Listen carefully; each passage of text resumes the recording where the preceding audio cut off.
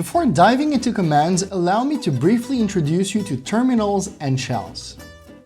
Back in the days, computers were so huge that they had to be stored in a very large dedicated room. To connect to these mainframes, we used devices called terminals, composed of a keyboard and a screen, which were pretty much an evolved version of the typewriter. Several terminals were actually connected at once, allowing to send and transcribe data in form of text in order for operators to run basic commands and system maintenance operations. Along the way, as computers got smaller and operating systems more sophisticated, physical terminals eventually disappeared and were transformed into programs called terminal emulators. The terminal emulator gives us access to a text terminal in which we can type characters with our keyboards, these characters being then translated by another program called shell into commands the computer understands. Simply put, this shell provides an efficient text interface, also known as the command line, that enables the user to perform low-level operations, but also compile code, manipulate files and directories, manage programs, or even connect to distant computers over the network. On a more technical level, the shell is the outermost layer around the operating system that exposes its functions and services through the kernel's API.